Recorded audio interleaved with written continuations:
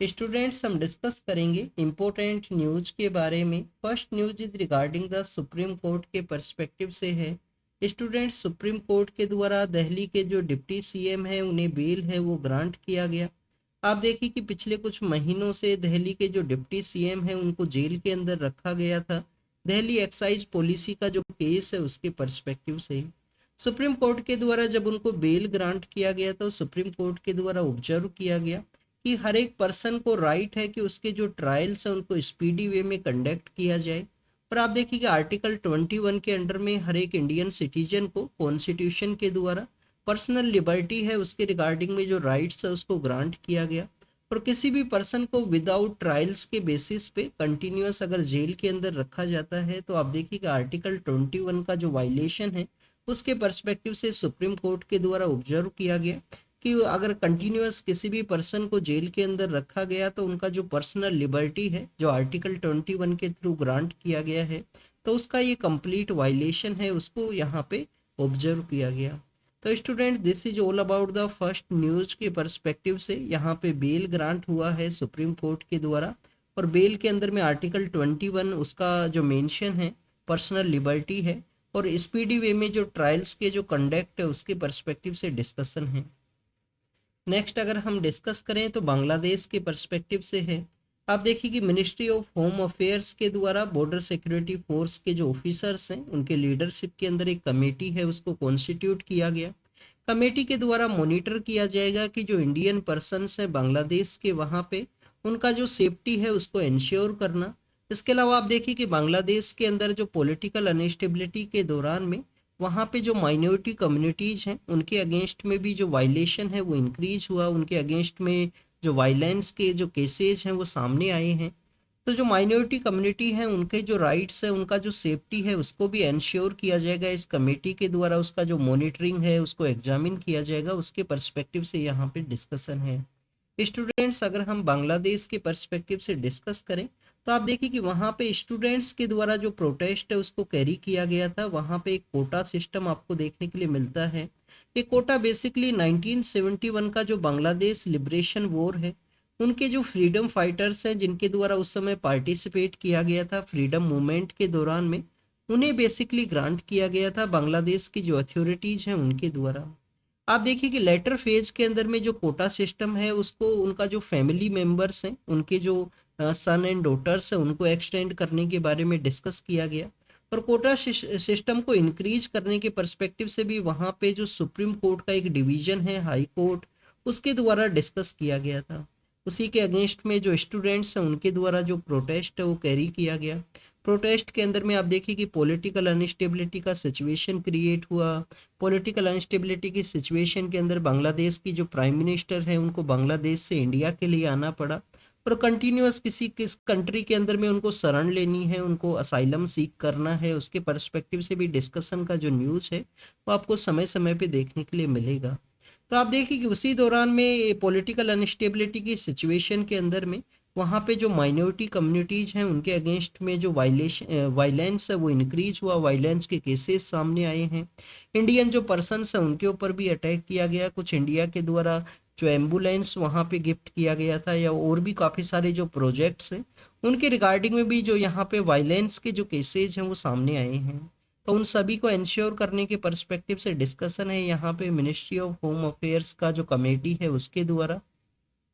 India और बांग्लादेश का जो बॉर्डर एरिया है उसके पर्सपेक्टिव से अगर हम डिस्कस करें तो वेस्ट बंगाल है, वेस्ट बंगाल के साथ में एरिया शेयर करता है बांग्लादेश। इसके अलावा आप देखिए कि आसाम के साथ में एरिया शेयर करता है, आसाम के अलावा मेघालय है, मेघालय के अलावा मिजोरम है, मेघालय है, मिजोरम है और त्रिपुरा है।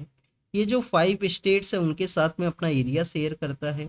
इंडिया के द्वारा बांग्लादेश लिबरेशन वॉर हो या समय समय पे जो फाइनेंशियल असिस्टेंस को प्रोवाइड करना हो वो इंडिया के द्वारा बांग्लादेश को हमेशा प्रोवाइड किया गया है।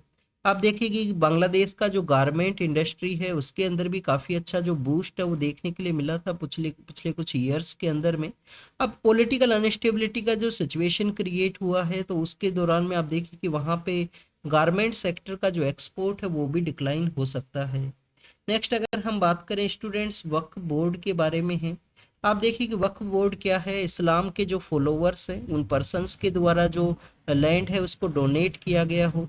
हर एक डिस्ट्रिक्ट के अंदर में जो डिस्ट्रिक्ट मजिस्ट्रेट है वो आपको, हर एक डिस्ट्रिक्ट के अंदर में आपको जो डिस्ट्रिक्ट कलेक्टर है वो आपको आर्बिट्रेटर देखने के लिए मिलता है इस लैंड का जो डिसीजन है उसके पर्सपेक्टिव से। आप देखिए कि डिस्ट्रिक्ट के अंदर भी जो आप जब अगर आप सिविल सर्विस के थ्रू इंडियन एडमिनिस्ट्रेशन सर्विस को आप यहाँ पे सर्विस को सिक्योर करोगे तो उस समय आपके द्वारा भी जो वक्फ बोर्ड है उसको हेड किया जाएगा। स्टूडेंट्स, वक्फ बोर्ड बेसिकली जो लैंड है वो डोनेट किया गया है इस्लाम के जो फॉलोवर्स हैं उन पर्सन्स के द्वारा। और आप देखिए कि कम्युनिटी के थ्रू उसका जो मैनेजमेंट है वो आपको देखने के लिए मिलता है। प्रेजेंट समय में जो वक्फ बोर्ड का जो जमीन है इंडिया के अंदर आपको थर्ड लार्जेस्ट ओनर के रूप से ये बोर्ड है वो देखने के लिए मिलेगा। और आप देखिए उसी के रिगार्डिंग में कुछ अमेंडमेंट बिल है उसको प्रेजेंट किया गया था पार्लियामेंट के अंदर में, जिसको ऑब्जेक्ट किया गया अपोजिशन का जो पॉलिटिकल पार्टीज हैं उनके द्वारा। स्टूडेंट्स, ऑब्जेक्ट इस वजह से किया गया था कि जो नॉन मुस्लिम पर्सन्स हैं, नॉन मुस्लिम पर्सन्स को भी एज ए मेंबर के रूप से ऐड करने के पर्सपेक्टिव से डिस्कशन है। और अपोजिशन का जो पॉलिटिकल पार्टीज है उनके द्वारा तो काफ़ी सारे जो कंसर्न्स है वो रेज किए गए हैं रिलीजियस इंस्टीट्यूशंस के भी रिगार्डिंग में। तो अगर हम डिस्कस करें इस न्यूज़ के पर्सपेक्टिव से तो यहाँ पे बताया गया है कि पार्लियामेंट के अंदर जॉइंट पार्लियामेंट्री पैनल है उसको कॉन्स्टिट्यूट किया जाएगा बिल के पर्सपेक्टिव से। स्टूडेंट, जब भी जॉइंट पार्लियामेंट्री पैनल के पर्सपेक्टिव से डिस्कशन होता है तो आपको यहाँ पे बिल का जो इंट्रोडक्शन का जो कॉन्सेप्ट है उसके बारे में जानकारी होना चाहिए।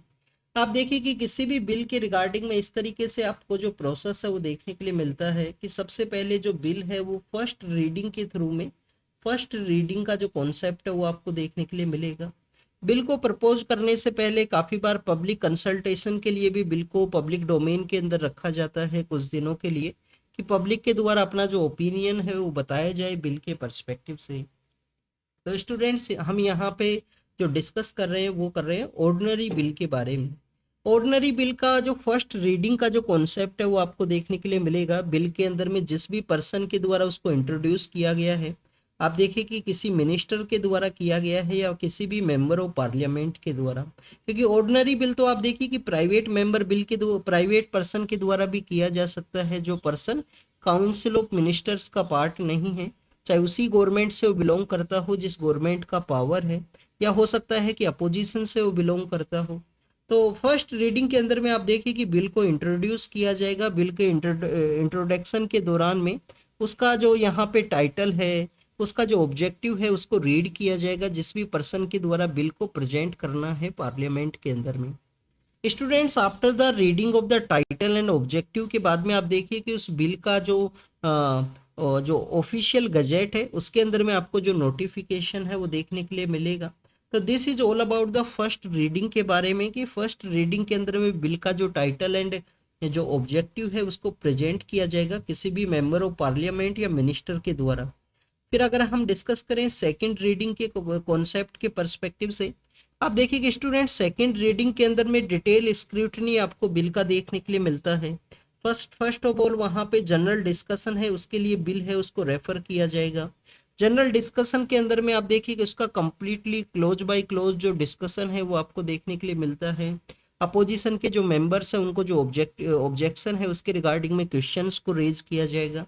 और उस समय में अगर बिल का यहाँ पे जो डिस्कशन है वो इम्पोर्टेंट है तो आप देखिए कि उसको कमेटी स्टेज के लिए सेंड कर दिया जाएगा सेकंड रीडिंग के दौरान में। अब यहाँ पे जो कमेटी इसको फॉर्म किया गया है, ये कमेटी हो सकता है कि जॉइंट पार्लियामेंट्री कमेटी को कॉन्स्टिट्यूट किया जाए, कि बोथ हाउस का जो कमेटी है उसको वहाँ पे कॉन्स्टिट्यूट कर दिया जाए कि जब सेकंड हाउस के अंदर ऑर्डिनरी बिल है उसको प्रेजेंट किया जाएगा तो ये जो स्टेज है, जो कमेटी स्टेज है, उसका जो कम्प्लीटली आपको वहाँ पे उसका जो कंडक्ट है वो नहीं देखने के लिए मिलेगा। तो after the general discussion committee stage के लिए रेफर किया जा सकता है। उसके बाद में आपको एक कंसीडरेशन स्टेज आपको देखने के लिए मिलता है कि बिल को किस तरीके से कंसीडर करना है, जिसके अंदर अमेंडमेंट्स है, जिसको अमेंडमेंट्स है उसको बताया जा सकता है अपोजिशन के द्वारा, या अमेंडमेंट्स को यहाँ पे ऐड भी किया जा सकता है गवर्नमेंट के द्वारा अगर वहाँ पे उसको कंसीडर किया गया तो कंसीडरेशन स्टेज के दौरान में।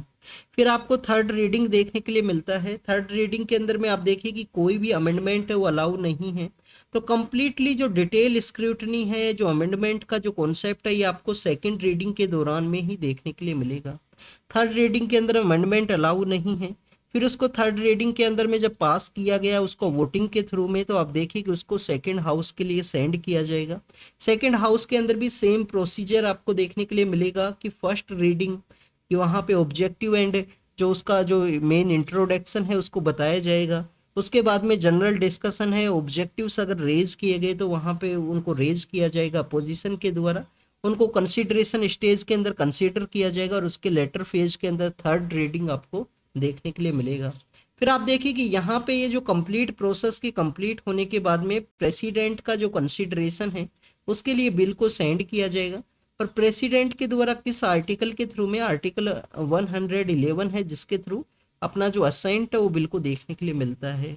काफी बार प्रेसिडेंट के द्वारा बिल को वापस से भी रेफर कर दिया जाएगा, तो आप देखिए कि वापस रेफरेंस के दौरान में विदाउट अमेंडमेंट भी अगर हाउस के द्वारा फिर से प्रेसिडेंट को सेंड किया जाता है तो प्रेसिडेंट को बिल को अपना असाइंट है वो देना होगा आर्टिकल 111 के अंडर में।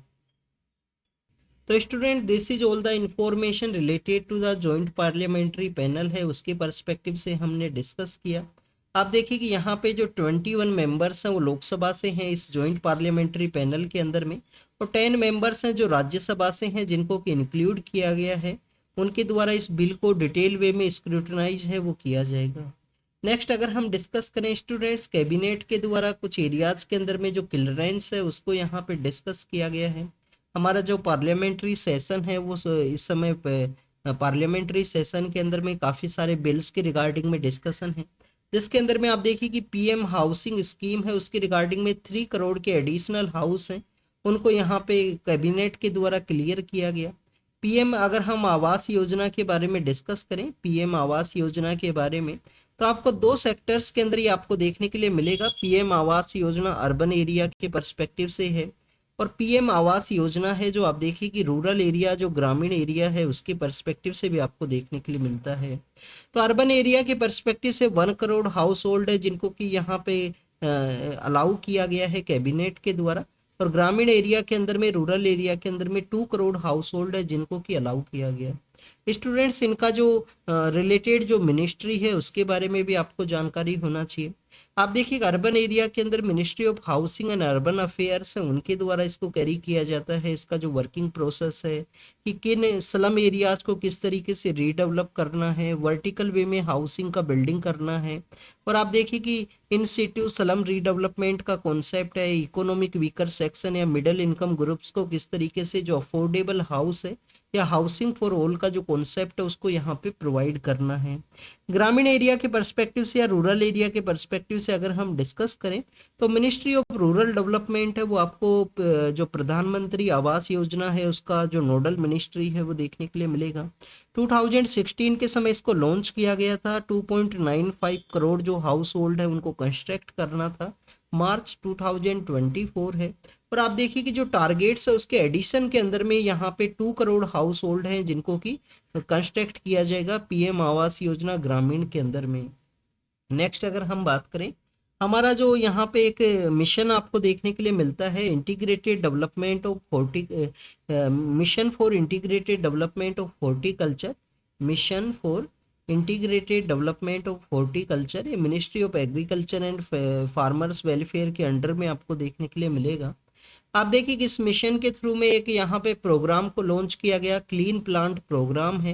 क्लीन प्लांट प्रोग्राम के रिगार्डिंग में गवर्नमेंट के द्वारा अपना जो अप्रूवल है उसको प्रोवाइड किया गया है कि हॉर्टिकल्चर सेक्टर के अंदर में वायरस फ्री हाई क्वालिटी का जो प्लांटिंग मटेरियल है उसको यहाँ पे किसानों को अवेलेबल किया जा सके। बेसिकली स्टूडेंट्स इसका मेन पर्पज क्या है क्लीन प्लांट प्रोग्राम का, कि हमारे यहाँ पे जो प्लांट प्रोवाइड करने हैं कि जो प्लांट है वो वायरस फ्री होना चाहिए, प्लांट जो है वायरस फ्री यहाँ पे होना चाहिए, जिससे कि आप देखिए कि जो क्रॉप का जो यील्ड है, क्रॉप का जो प्रोडक्टिविटी है वो यहाँ पे इंक्रीज होगा। तो क्रॉप की यील्ड को इम्प्रूव करने के रिगार्डिंग में फार्मर्स को जो बेटर अपॉर्चुनिटी है वो मिल सके, उसी के रिगार्डिंग में क्लीन प्लांट प्रोग्राम है उसको लॉन्च किया गया है, जिसके पर्सपेक्टिव से क्लीन प्लांट के कुछ एरियाज हैं या कुछ सेंटर्स हैं उनको भी डेवलप किया जाएगा, जिससे कि वायरस फ्री जो प्लांट है उसको ग्रांट किया जा सके किसानों को। किस मिनिस्ट्री के अंडर में है? Ministry of housing ministry of agriculture and farmers welfare के अंडर में है। और आप देखिए कि mission for integrated development of horticulture का ये पार्ट है वो आपको देखने के लिए मिलेगा। स्टूडेंट्स, हमारे जो लोकसभा के स्पीकर हैं उनके द्वारा कहा गया है कि स्पीकर के द्वारा हर एक मेंबर ऑफ पार्लियामेंट का जो राइट है उसको यहाँ पे प्रोटेक्ट किया जाता है, उसको इंश्योर करना उसका जो मेन वर्क है स्पीकर का या चेयरमैन का आपको देखने के लिए मिलेगा। आप देखिए कि स्पीकर के द्वारा हाउस के अंदर जो डेकोरम है उसको मेंटेन करना का रिस्पॉन्सिबिलिटी भी है। अब आपको यहाँ पे एक बेसिक इंफॉर्मेशन होना चाहिए। सपोज कीजिए हाउस है, यहाँ पे स्पीकर का जो आपको चेयर देखने के लिए मिलेगा।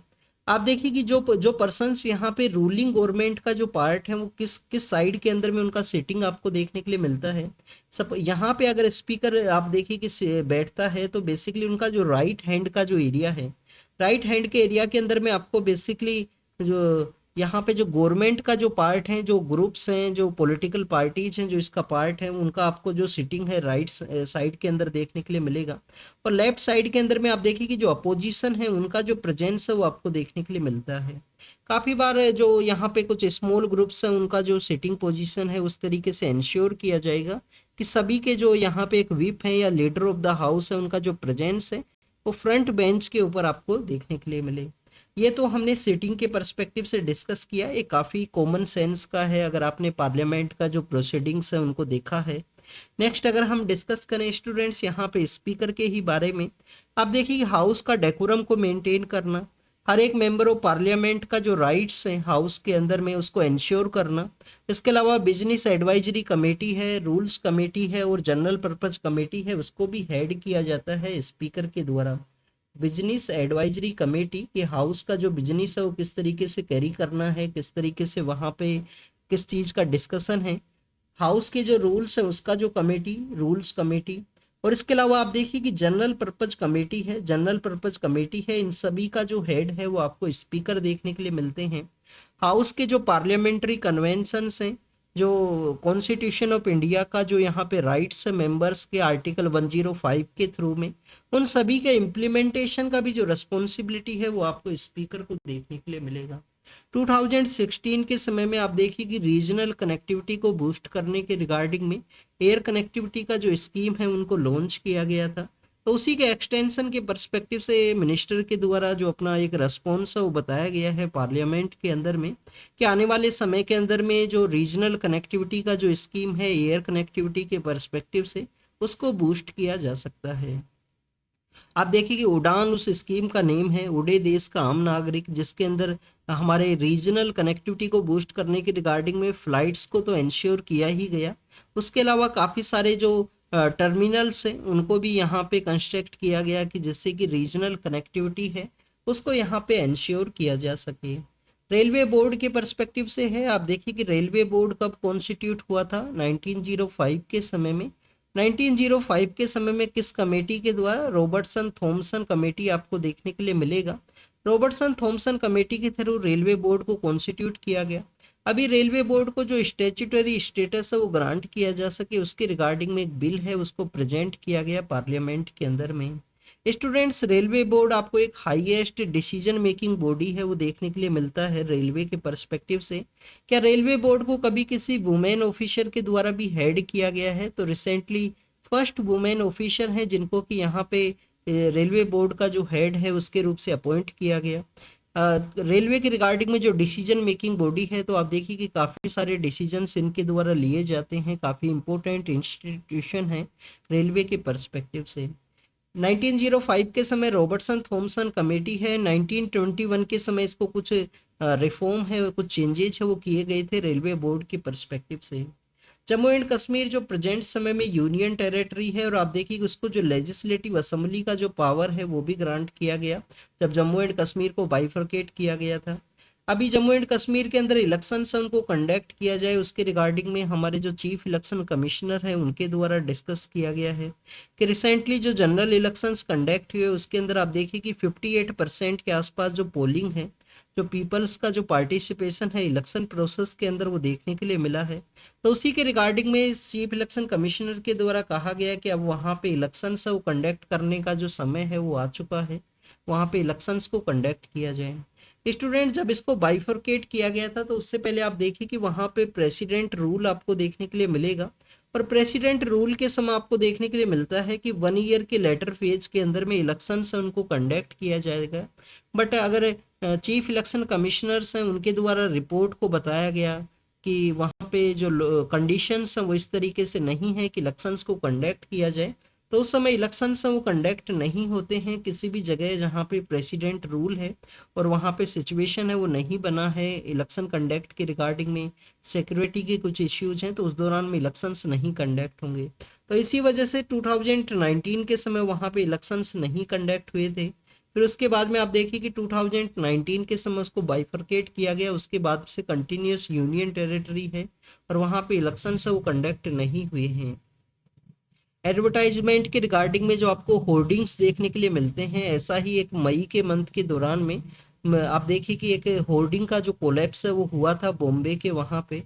होर्डिंग के कोलैप्स के दौरान में कुछ पर्सन्स का जो डेथ भी हुआ, तो उसके रिगार्डिंग में हाई कोर्ट के द्वारा जो पर्सन्स जो एडवर्टाइजमेंट का जो कंपनी है जिनके द्वारा उस होर्डिंग को लगाया गया था, तो उनको कोई भी रिलीफ है वो नहीं ग्रांट किया गया। स्टूडेंट्स, यहाँ पे जो एडवर्टाइजमेंट कंपनी है उनके द्वारा कहा गया है कि वो एक्ट ऑफ गॉड है। ये एक्ट ऑफ गॉड का जो वर्ड है ये बेसिकली आप देखिए कि कुछ सिविल सर्विस के जो एस्पिरेंट्स हैं उनका भी डेथ हुआ है दिल्ली के अंदर में, बेसमेंट के अंदर में पानी का जो लेवल इंक्रीज होने की वजह से सडनली। तो आप देखिए कि उनके द्वारा भी जो उस इंस्टीट्यूशन के जो पर्सन हैं उनके द्वारा भी वहाँ पे यही कहा गया कि सडन जो रेनफॉल का इंक्रीज होना, सडन वाटर लेवल का जो इंक्रीज होना जो एक्ट ऑफ गॉड है।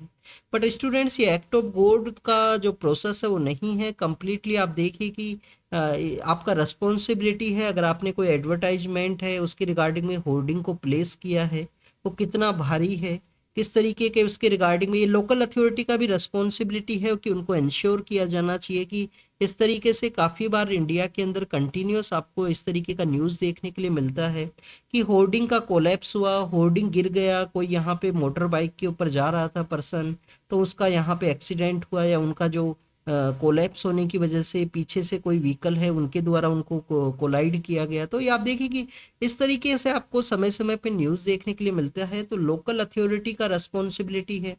कोचिंग के रिगार्डिंग में जो इंसिडेंट सामने आया तो वहाँ पे कम्प्लीटली नेग्लिजियंस था, बायोमेट्रिक का यूज किया गया, इलेक्ट्रिसिटी को कट किया गया, गेट्स ओपन करने के रिगार्डिंग में जो उनका जो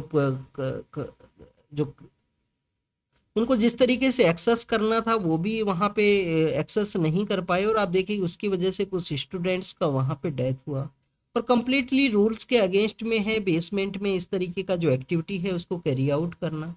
नेक्स्ट अगर हम बात करें रिफ्यूजी जो क्राइसिस है उसके बारे में डिस्कशन है कि आप देखिए कि आर्म्ड कन्फ्लिक्ट है, वायलेंस है, ह्यूमन राइट का अब्यूज है और किसी भी रिलीजियस कम्युनिटी को प्रोसिक्यूट किया जाता है, तो उस समय में आपको जो लोगों का जो माइग्रेशन है, लोगों का जो रिफ्यूजी क्राइसिस है वो आपको देखने के लिए मिलता है। यूनाइटेड नेशन का जो हाई कमिश्नर फॉर रिफ्यूजी हैं उनके द्वारा बताया गया है कि 11.73 करोड़ पर्सन्स हैं जिनका कि आपको इस तरीके से जो माइग्रेशन है, जो फोर्सफुली माइग्रेशन है वो आपको देखने के लिए मिलेगा। इंडिया के अंदर भी काफ़ी सारे 2 लाख के आसपास पर्सन्स हैं, उनका प्रेजेंस है जो कि फोर्सफुली माइग्रेट करके आए हैं हमारे नियर बाई एरियाज से। कुछ आप देखिए कि रोहिंग्या क्राइसिस का जो इश्यू है वो भी आपको देखने के लिए मिलता है। तो स्टूडेंट्स, यहाँ पे जो राइटर हैं एडिटोरियल के उनके द्वारा डिस्कस किया गया है जेंडर नेचर ऑफ डिस्प्लेसमेंट के बारे में कि वुमेन्स को किस तरीके से जो प्रॉब्लम्स है वो फेस करनी पड़ती हैं इस माइग्रेशन की वजह से या फोर्सफुली माइग्रेशन की वजह से, उसके बारे में यहाँ पे डिस्कशन है। एग्जाम के पर्पज से ज़्यादा कुछ इन्फॉर्मेशन नहीं है। आपको एक तो 1951 का जो यहाँ पे जो कन्वेंशन है उसके बारे में जानकारी होना चाहिए। इंडिया के द्वारा इसको आप देखिए कि रिकॉग्नाइज तो किया गया है, बस इसका जो रेटिफिकेशन है वो आपको नहीं देखने के लिए मिलता है। 1951 का जो माइग्रेंट जो पर्सनस है, जो रिफ्यूजीज के रिगार्डिंग में जो कन्वेंशन है, और यहाँ पे जो जेंडर नेचर है उसके रिगार्डिंग का जो डिस्प्लेसमेंट है उसको इंश्योर करने के रिगार्डिंग में कि यहाँ पे जो वुमेन्स को जो मोर प्रॉब्लम्स है वो ना फेस करना पड़े रिफ्यूजी के समय में या फोर्सफुली जो माइग्रेशन है उस दौरान में, उसके पर्सपेक्टिव से भी डिस्कशन है। नेक्स्ट अगर हम बात करें हमारे यहाँ पे जो सेंसस का है उसके रिगार्डिंग में डिस्कस किया गया है कि 10 ईयर्स के अंदर में जो सेंसस है वो कंडक्ट होता है। 2021 के समय सेंसस कंडक्ट होता, बट उसको नहीं कंडक्ट किया गया, उसको डिले किया गया है। तो उसके रिगार्डिंग में डिस्कशन है कि जो बेसिकली जो डिले किया गया है, जो न्यू बेनिफिशरीज है जिनको कि आइडेंटिफाई करना है, सोशियो इकोनॉमिक कास्ट सेंसस है, या हमारे जो बेनिफिशरीज का जो आइडेंटिफिकेशन का जो कॉन्सेप्ट है उसके रिगार्डिंग में कुछ यहाँ पे जो कंसर्न्स है उनको रेज किया गया। अभी तक कितनी बार जो सेंसस है वो कंडक्ट हुआ है 1951 से लेकर, तो आपको ये कमेंट सेक्शन के अंदर बताना है सेंसस कितने टाइम्स कंडक्ट हुआ है इंडिया के अंदर में 1951 से लेकर 2011 जब लास्ट टाइम सेंसस को कंडक्ट किया गया, तो ये आपको बताना है। ये आपका लिए होमवर्क है स्टूडेंट्स यहाँ पे।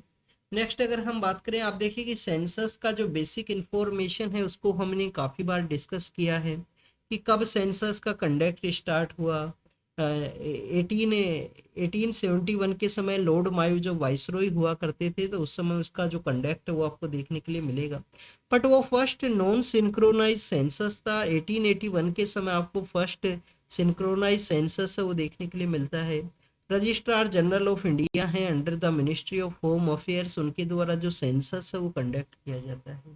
Next is regarding the tuberculosis, TB के बारे में है कि टीबी का जो ट्रीटमेंट है उसके रिगार्डिंग में नया जो ड्रग है उसका रोल आउट इंडिया के अंदर कैरी किया जाएगा, उसी के बारे में डिस्कशन है। स्टूडेंट जब भी हम टीबी के पर्सपेक्टिव से डिस्कस करते हैं तो मास्को का जो डिक्लेरेशन है या मास्को का जो कन्वेंशन है उसके बारे में आपको पता होना चाहिए। पर आप देखिए कि ट्यूबरक्लोसिस के जो केसेस हैं वो इंडिया के अंदर देखने के लिए मिलते हैं काफ़ी बार, तो ये इनका जो डिटेक्शन है वो भी नहीं किया जाता है, और इसके जो केसेस कंटिन्यूस उनका प्रेजेंस आपको स्पेशली रूरल एरिया के अंदर आपको देखने के लिए मिलेंगे। तो उसी के रिगार्डिंग में एक न्यू ड्रग है जिसको कि यहाँ पे रोल आउट को कैरी किया जाएगा, उसके बारे में डिस्कशन है। नेक्स्ट अगर हम बात करें रसिया यूक्रेन के पर्सपेक्टिव से, कंटिन्यूस वायलेंस है वहाँ पे। नेक्स्ट आप देखिए कि यूनाइटेड किंगडम के वहाँ पे जो जिस तरीके से पीपल्स का जो प्रोटेस्ट देखने के लिए मिला, तो उसके रिगार्डिंग में डिस्कशन किया गया है।